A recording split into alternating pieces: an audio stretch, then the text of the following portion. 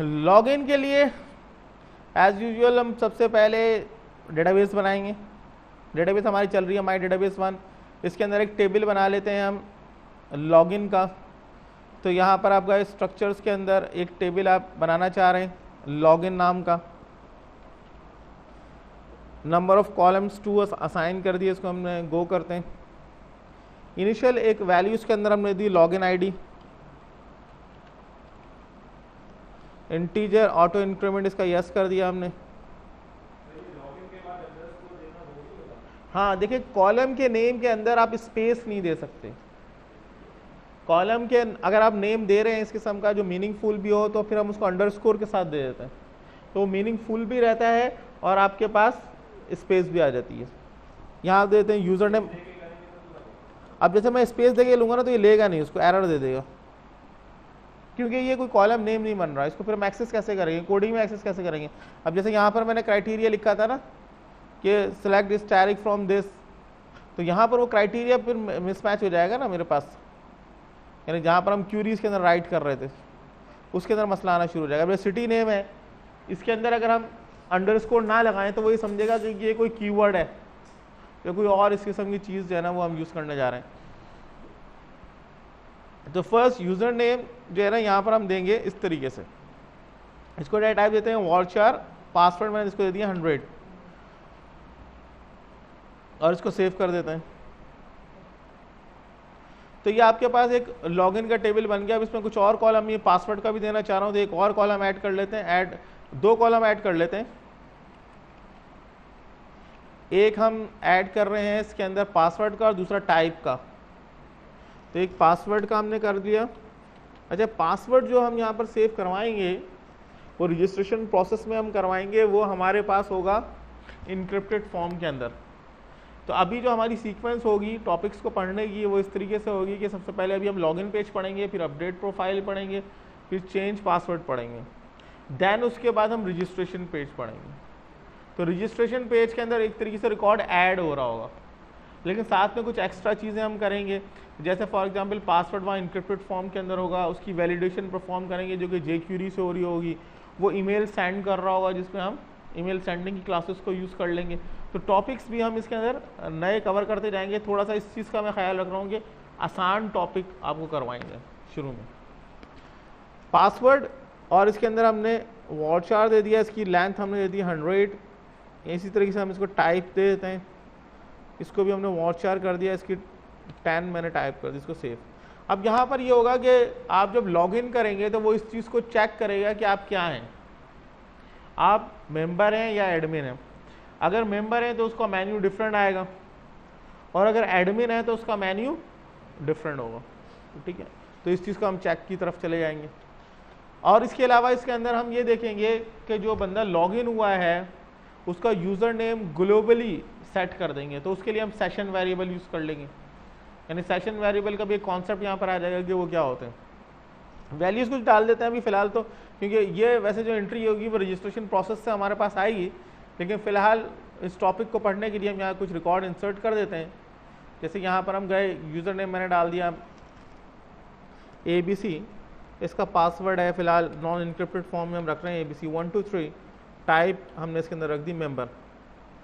एक दूसरा हम यूज़र बना रहे हैं XYZ, इसका पासवर्ड हमने रख दिया XYZ 123 और ये है हमारे पास एडमिन। तो ये 2 डिफरेंट यूज़र हमने यहाँ क्रिएट कर दिए। तो इस वक्त आप रिकॉर्ड देखें तो आपके पास 2 रिकॉर्ड नज़र आ रहे हैं, ABC इसका पासवर्ड ABC 123 और XYZ 123 एम है। तो हाँ, हमने डिफाइन किया ना कि मेंबर और एडमिन है, यानी जो मेंबर के पेजेस होंगे वो डिफरेंट होंगे और एडमिन के जो पेजेस होंगे वो डिफरेंट होंगे।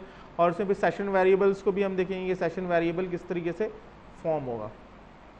अच्छा, इसके अगेंस्ट जब वो बंदा लॉगिन करेगा तो वो अपनी प्रोफाइल को अपडेट कर सकता है।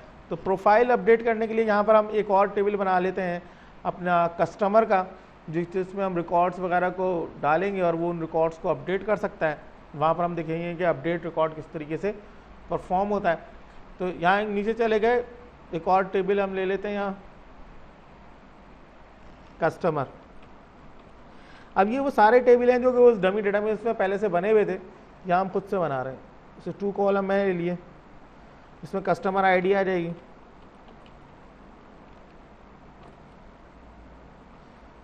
कस्टमर नेम आ जाएगा,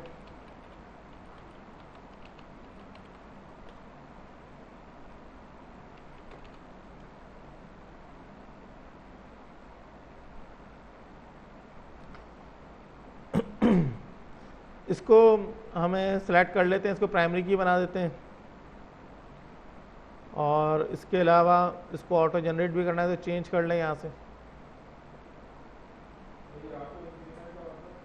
ऑटो इंक्रीमेंट का मतलब ये होता है इसमें वैल्यू देने की जरूरत नहीं होगी, वो खुद ब खुद इसमें वैल्यूज देना शुरू कर देगा। अब इसमें जो फील्ड है हमारे पास कस्टमर नेम की आ जाएगी, मजीद 2 कॉलम ऐड करवा लेते हैं इसमें। इसमें थोड़ा सा ये लुक इतना अच्छा नहीं है ना, ब्राउज़र बेस्ड लुक है, तो हम बहुत सारे कॉलम इसमें ले नहीं सकते, वरना वो यहाँ बनाना शुरू कर देगा, उसकी वजह से फिर हमें नज़र नहीं आता। 2-2 कॉलम करके ऐड करते हैं इसमें। तो नेक्स्ट इसके अंदर हम देते हैं कस्टमर नेम है, इसका ईमेल एड्रेस है, ठीक है, वाउचर 100।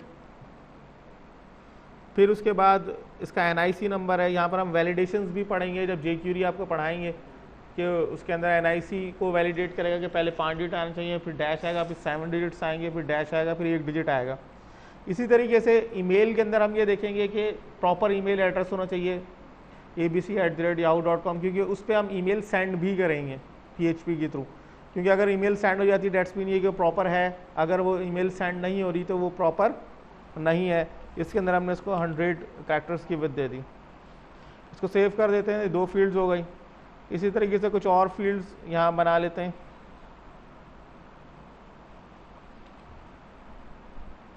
इसके अंदर 2 कॉलम हम ले रहे हैं, एक कंट्री का एक सिटी का, और इसमें हम ये देखेंगे जब कंट्री को सिलेक्ट करेंगे तो उसकी रेलेवेंट सिटीज़ खुद आ जाएंगी। तो इनको भी वाउचर देते हैं, इसको 100 दे दिया। तो यहाँ पर एक तो हम jQuery पढ़ेंगे जिसमें इसको वैलिडेट करेंगे, और एक और चीज़ हम पढ़ेंगे एजेक्स, जो कि jQuery के एडवांस फॉर्म है। उसमें हम ये देखेंगे जब कंट्री को सिलेक्ट करेंगे जो कॉम्बो में आ रही है तो उसकी रेलिवेंट सिटीज़ खुद आ जाएंगी, ठीक है, तो वो एजेक्स के थ्रू आएगी, तो वो एक टॉपिक इसके अंदर कवर हो जाएगा। तो इसमें हो गया customer name, email, NIC, country, city, ठीक है। तो ये कुछ फील्ड्स हमने बना दी। अच्छा, ये जो लॉगिन हमारे पास होगा इस पर कुछ रिकॉर्ड डाल देते हैं। इनका रजिस्ट्रेशन जो पेज होगा वो तो एक ही बनेगा। जैसे मैंने एक रिकॉर्ड रख दिया amjad@yahoo.com,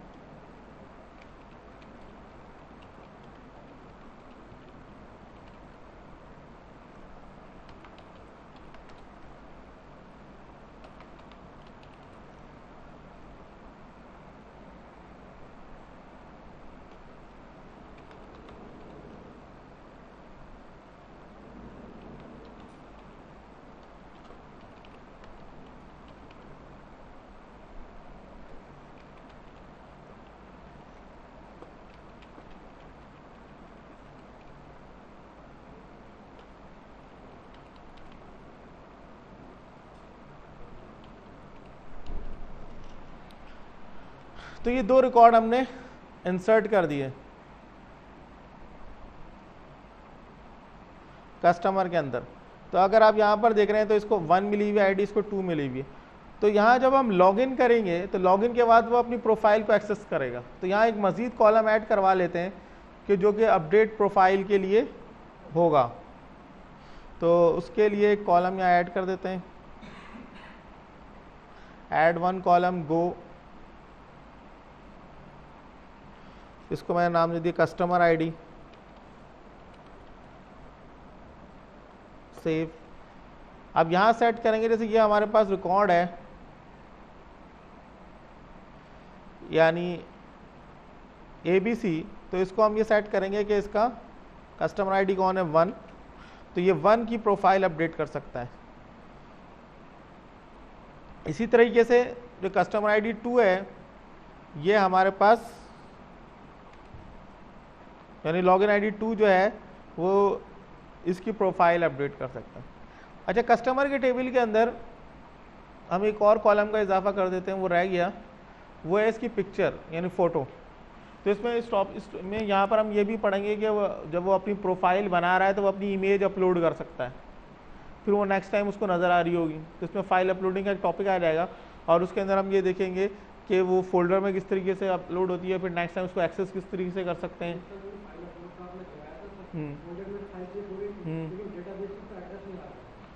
अभी देख लेना, आ जाएगा जब भी बिल्कुल सिंपल तरीके से मैं करवा रहा हूँ। आप लोगों को तो मैंने टेम्पलेट के साथ पढ़ाया था ना, तो टेम्पलेट के साथ मैंने देखा है कि थोड़ा सा इस क्लास में खासतौर पर और भी गिचपिच हो जाएगा, तो इनको बगैर टेम्पलेट की करवाऊंगा सब चीज़ें बिल्कुल आसान तरीके से।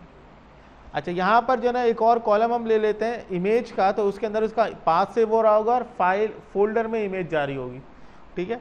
तो वहाँ पर ये एक और टॉपिक आपके पास आ जाएगा, तो ऐड वन कॉलम, इसके अंदर इसकी इमेज हमने बना ली जो कि ब्राउज होकर नज़र आ रही होगी, इसमें वॉचार कर लेंगे, इसमें 100 कर देंगे और इसको सेव कर देते हैं। ओके, जो इमेजेस अमूमन होती हैं वो कुछ इस किस्म की होती हैं कि अगर हम इसके स्ट्रक्चर डाटास को देखते हैं, हाँ जेंडर भी यूज़ कर लो, उसके अंदर आप रेडियो बटन दे सकते हैं, ठीक है। तो इसका जो इमेजेस पाथ बनेगा वो जैसे हमने कोई डाटा का फोल्डर रख लिया है, हाँ हाँ हाँ फंक्शन आप हाँ तो कर दो ना, उसको करवा दो 2.jpg। ये जैसे ये दो इमेजेस हैं जो कि आपके पास किसी फोल्डर में डाटा में पड़ी हुई होंगी, वहाँ से वो इनको एक्सेस कर रहा होगा। ये कह रहे हैं कि जैसे लेट सपोज हमने इसके ऊपर डेट ऑफ बर्थ है वो सेव करवानी है, तो वो उसका भी एक कॉलम बना लेते हैं। तो add one column,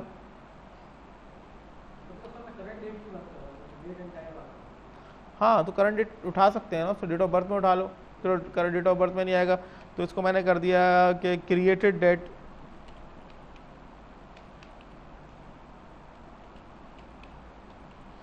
created date के अंदर आप यहाँ पर डेट टाइम की एक फील्ड है उसको ले लें, डेट की फील्ड ले लें, ठीक है। तो सेव करवा देते हैं उसको।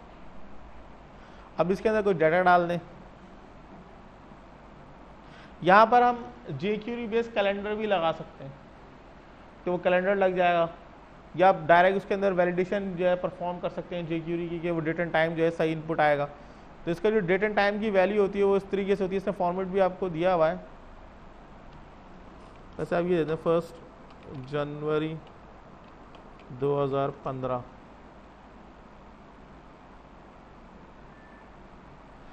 तो आप इसको इनपुट इस तरीके से दे सकते हैं, ठीक है।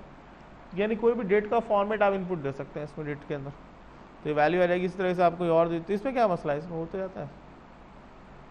इसी तरीके से यहाँ पर आपने एक वैल्यू दे दी इसके अंदर 2 फरवरी 2015, तो ये आपने यूजर क्रिएशन डेट आप कर लें, इसके अंदर डेट ऑफ बर्थ कर लें, तो वो इस तरीके से इनपुट आ सकती है।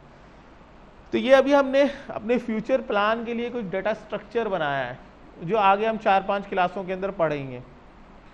इसके अंदर कोई चीज़ समझ में नहीं आई तो पूछें, अभी सिर्फ मैंने डेटाबेस बनाई है, ठीक है। यानी अब हम उसके बाद बनाएंगे लॉगिन पेज, फिर अपडेट प्रोफाइल, फिर चेंज पासवर्ड, फिर रजिस्ट्रेशन, फिर उसके अंदर Ajax, jQuery, file uploading, email sending, ये सारे टॉपिक आ जाएंगे। हाँ भाई पूछे।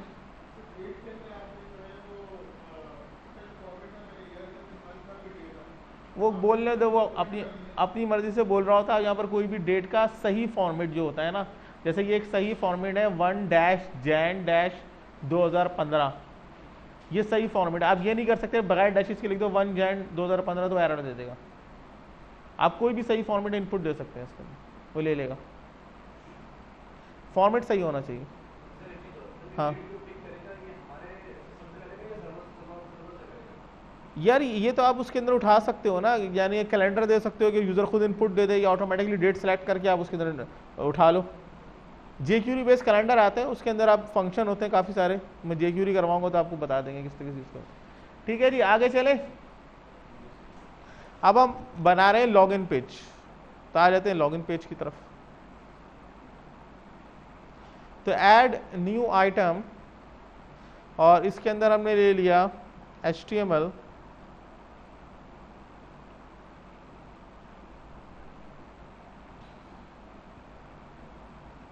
अब जब हम इसको टेम्पलेट में इम्प्लीमेंट करवाएंगे ना, तो इसमें कोई लंबा काम हमें नहीं करना, हम PHP ऑलरेडी पढ़ चुके हैं, सिर्फ इन ब्लॉक्स को जैसे हमने बनाया हुआ है एज इट इज़ टेम्पलेट के अंदर कॉपी पेस्ट कर देंगे, तो वहाँ PHP नहीं करनी होगी, सिर्फ ब्लॉक सेटिंग करनी होगी।